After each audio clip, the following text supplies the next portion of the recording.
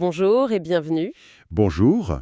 Alors aujourd'hui, on s'attaque à une question qui semble toute simple, mais qui est en fait un vrai casse-tête. Ah oui. Comment on fait, mais concrètement, pour apprendre à parler français? On entend tout le temps, il faut pratiquer, Ah oui, le fameux pratiquer. exactement. Mais ce mot, c'est un peu une boîte noire, non? On va essayer de l'ouvrir ensemble, de voir ce qu'il y a vraiment dedans. Bonne idée. Et pour ça, on a réuni des pièces de puzzle qui viennent d'endroits complètement différents. C'est le moins qu'on puisse dire. On a des témoignages d'apprenants sur le podcast Inner French, un manuel universitaire, une discussion enflammée sur Reddit, un guide pour instituteurs au Burkina Faso. Et même une thèse académique suédoise. Voilà. J'ai hâte de voir si on va réussir à assembler tout ça. Notre mission, c'est d'en extraire des stratégies qui marchent vraiment. Allons-y. Des gens qui sont en plein dedans. C'est ça. On a donc plongé dans les commentaires du podcast Inner French. Et ce qui est frappant, c'est que chacun a sa propre recette. Ça ne m'étonne pas. Une activité qui revient tout le temps, par exemple, c'est la lecture. Ah oui, un grand classique. Oui, on a des gens qui lisent Agatha Christie, Joël Dicker, Marc Lévy. À votre avis, pourquoi spécifiquement des romans policiers ou à suspense? C'est une excellente question. Je pense qu'il y a de ça, oui. Le suspense, c'est un moteur narratif très puissant. Ça donne envie de connaître la suite? Exactement. Ça crée un besoin de continuer qui est plus fort que la frustration de ne pas tout comprendre. Et puis, le vocabulaire est souvent concret, lié à des actions, des descriptions. C'est plus facile à visualiser. C'est vrai. D'ailleurs, un utilisateur, Graham, donne une astuce que je trouve géniale. Il lit sur Kindle avec le dictionnaire intégré. Ah oui, Un mot inconnu, un clic, et la définition apparaît. Ça supprime l'obstacle principal de la lecture qui est l'interruption constante du flot. ça change tout. On reste dans l'histoire. Alors, à côté de la lecture, il y a l'écoute, bien sûr. D'autres podcasts sont cités, comme RFI Français Facile, et la musique. Jacques Brel, Georges Brassens. Oui, ces noms reviennent souvent. Ah, Brel. Essayer de chanter ses chansons, c'est le meilleur exercice de prononciation qui soit. Mais c'est mission impossible. Ah mais, complètement. Mais ça illustre bien une chose, l'importance de l'articulation, du rythme, de la musicalité de la langue. Des choses qu'on n'apprend pas forcément dans un livre de grammaire. C'est clair. Et pour finir sur ces exemples, il y a la pratique plus active. Une auditrice, Donatella, parle toutes les semaines sur Skype avec une correspondante. Donc là, on est dans l'interaction pure. Oui. Et une autre, Claire Masson, a une technique que je trouve fascinante. Elle écoute les podcasts en lisant la transcription. À voix haute. Elle imite l'intonation, le rythme. C'est ça. C'est presque du shadowing, cette technique d'imitation. Ce qui est intéressant en voyant toutes ces méthodes, c'est qu'un fil rouge commence à se dessiner, je trouve. Ah oui. Qu'est-ce qui relie la lecture d'un polar, l'écoute de Brel et la conversation Skype? Le plaisir, c'est le plaisir.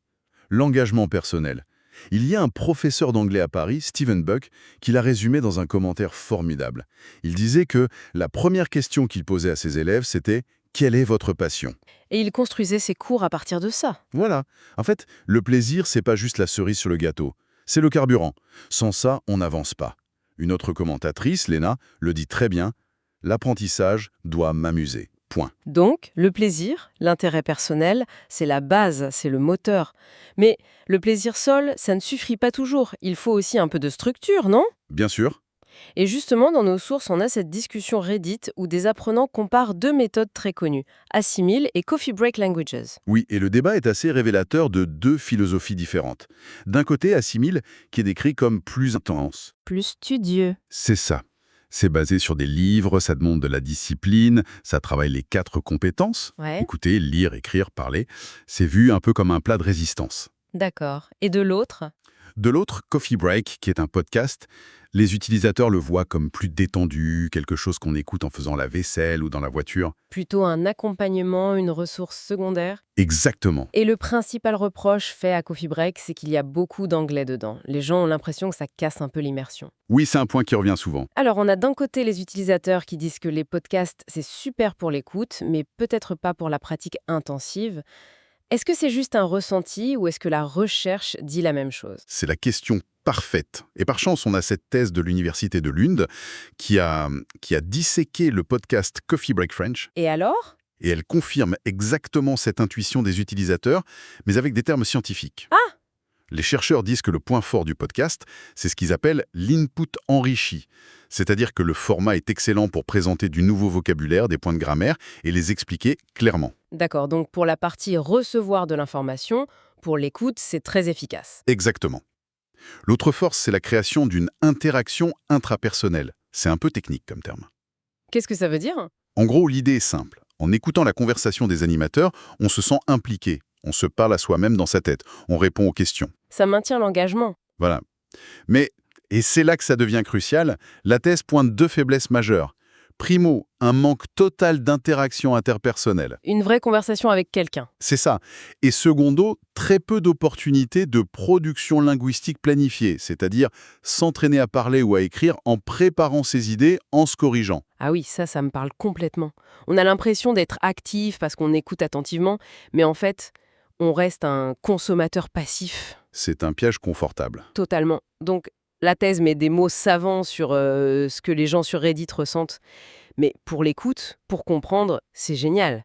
Mais après, pour parler vraiment, pour interagir. Là, il faut autre chose. Un podcast seul ne suffit pas. Du coup, ça nous ramène à notre question de départ. On commence à entrevoir ce qu'il y a dans cette fameuse boîte noire de la pratique. Ce n'est pas une seule chose. Non, clairement pas. Il y a la partie input, écouter, lire, et il y a la partie output, produire, parler. Mais même ce mot « parler », est-ce que ce n'est pas encore trop vague? Absolument. Et c'est là que notre source la plus inattendue, le guide pédagogique du programme APPR-ENDR du Burkina Faso, devient incroyablement éclairante. Un guide pour des instituteurs. Oui, même si c'est pour des enfants, l'approche est universelle. Ce guide ne parle pas de pratiquer l'oral, il décompose cette compétence en tâches langagières très concrètes. Des tâches langagières? Donnez-nous des exemples. Alors, il y en a plusieurs. Par exemple, raconter un événement. D'accord. Décrire un lieu ou une personne, mener une interview, débattre d'un sujet, ou encore faire un exposé. Ah oui, quand on les pense, les évidentes, les compétences ne sont pas les mêmes. Raconter une anecdote à un ami au café.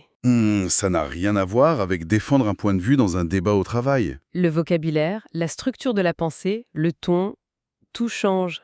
Précisément. Apprendre à parler, ce n'est pas apprendre une seule compétence, mais un portefeuille de compétences. On ne pratique pas l'oral en général. On s'entraîne à l'art de raconter, à la technique d'expliquer, à la précision de la description. C'est une autre façon de voir les choses. Et le guide va même plus loin. Il détaille comment évaluer ces tâches. Et ce n'est pas seulement la grammaire et le vocabulaire, les critères linguistiques. Qu'est-ce qu'il y a d'autre? Il y a la compétence socio-linguistique. C'est-à-dire? Que vous utilisez le bon registre de langue, est-ce que vous êtes poli, la compétence pragmatique, est-ce que votre discours est logique, bien structuré. Et il y a même le paralinguistique, La voix, les gestes. le ton de votre voix, votre posture. Parler, c'est un acte total, une performance. C'est bien plus que juste aligner des mots corrects. C'est fascinant. Donc, si on essaie de rassembler toutes ces pièces du puzzle, qu'est-ce que ça veut dire pour quelqu'un qui apprend le français aujourd'hui? Alors, On a vu qu'il fallait partir de sa passion pour le carburant. Ensuite, on a vu qu'il fallait utiliser les médias comme les podcasts pour l'input, tout en sachant que ça ne suffit pas. Et maintenant, ce guide nous dit... qu'il faut pratiquer des tâches spécifiques. C'est ça, la stratégie qui se dessine. Au lieu de se dire vaguement « aujourd'hui, je dois pratiquer mon français », on peut se fixer un objectif beaucoup plus concret. Comme par exemple... Cette semaine, mon objectif, c'est de m'entraîner à la tâche d'écrire. Je vais décrire mon appartement à voix haute, je vais décrire un membre de ma famille. La semaine d'après, la tâche sera de raconter. Je vais m'entraîner à raconter ma journée, puis l'intrigue du dernier film que j'ai vu. Ça rend la pratique ciblée, mesurable et beaucoup moins intimidante en fait. Tout à fait.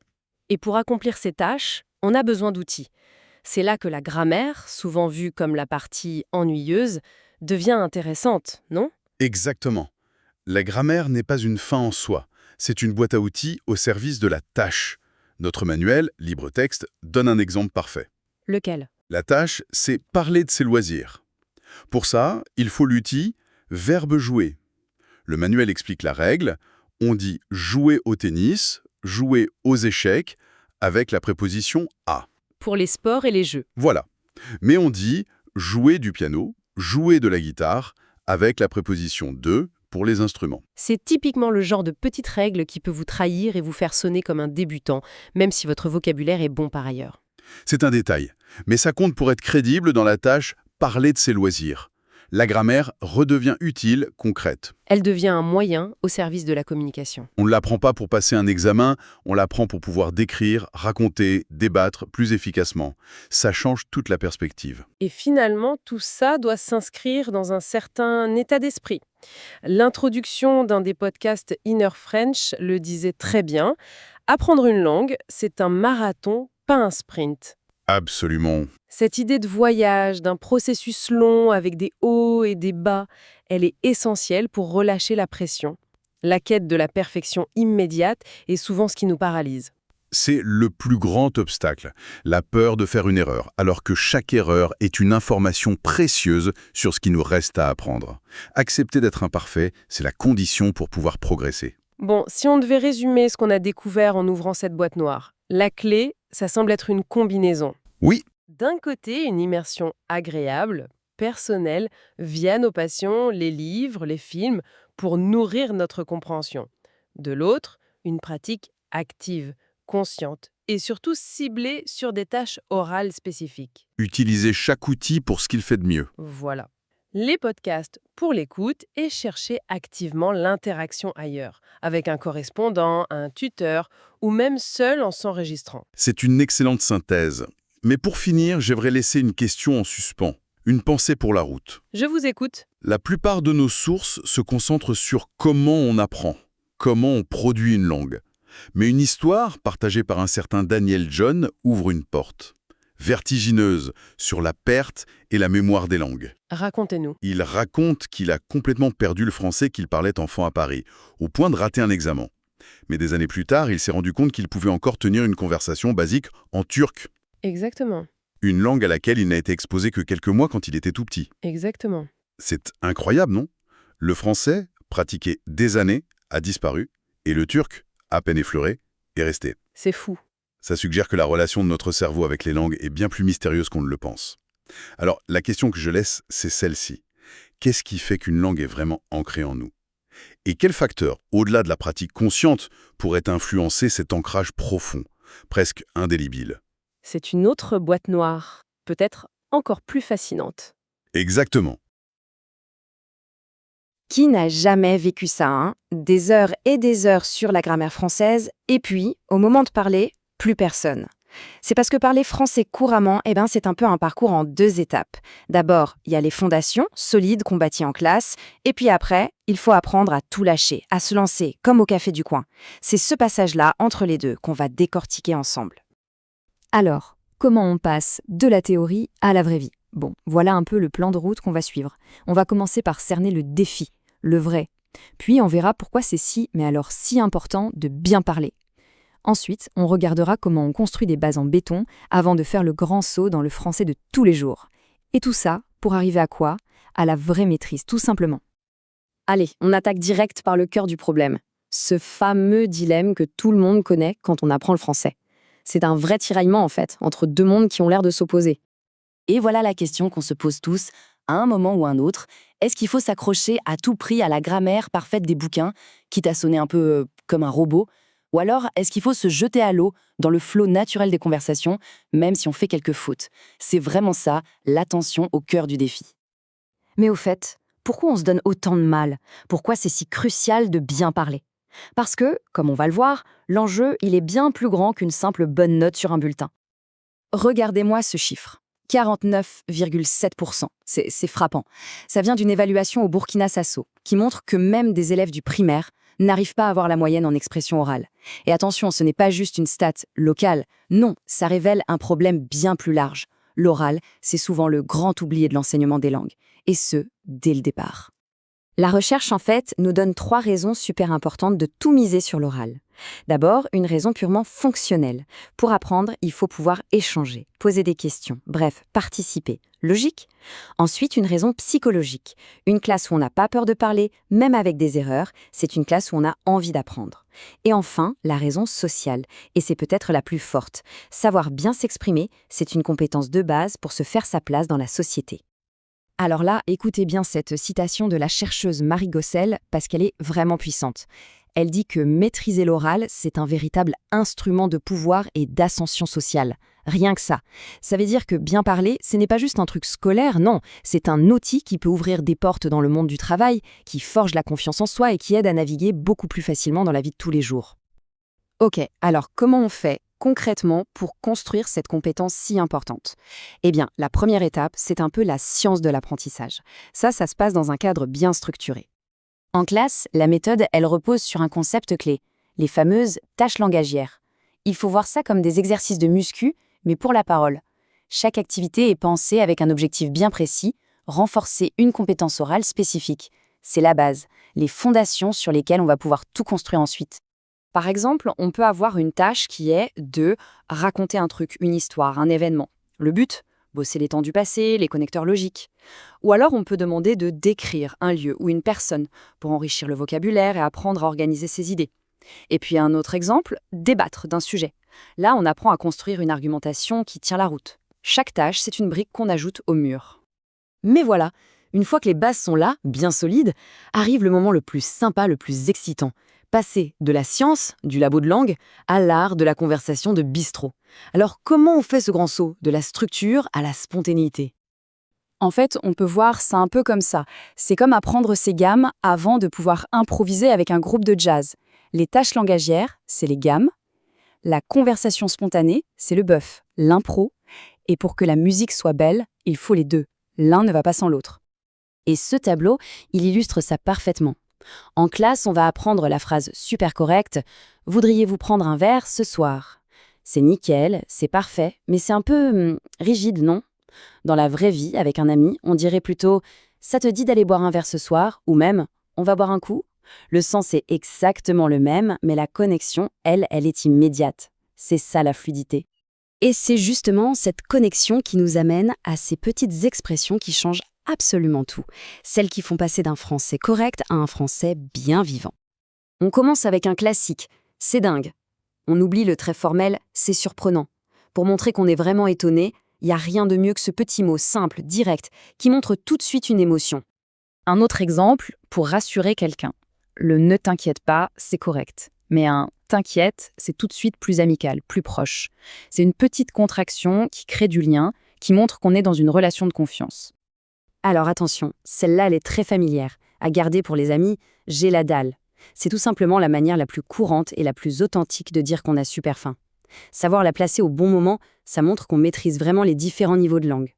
Pour prendre des nouvelles, comment vas-tu? Ça marche partout. Mais un petit « quoi de neuf ?» ça ouvre tout de suite une conversation plus relaxe, plus informelle. C'est vraiment l'équivalent parfait du « what's up ?» Et pour finir, le couteau suisse de l'expression française. Oh là là! Et non, ce n'est pas juste un cliché pour les touristes. Selon comment on le dit, avec quelle intonation, ça peut exprimer la joie, la déception, la surprise, la frustration, tout. Maîtriser le oh là là, c'est maîtriser une palette d'émotions en 3 petites syllabes. Et on arrive au point crucial de tout ça. Le français de la salle de classe et le français du café, ce ne sont pas des ennemis. Bien au contraire. Ce sont les deux faces de la même pièce. La vraie maîtrise, la vraie aisance, elle se trouve pile à la rencontre des deux. Du coup, le secret, on pourrait le résumer en une formule toute simple. La vraie maîtrise, c'est la structure plus la fluidité. C'est savoir construire une phrase grammaticalement correcte, mais c'est aussi savoir quand lâcher un « c'est dingue ». L'un donne la confiance, l'autre crée la connexion. Finalement, plus qu'une question, c'est une invitation.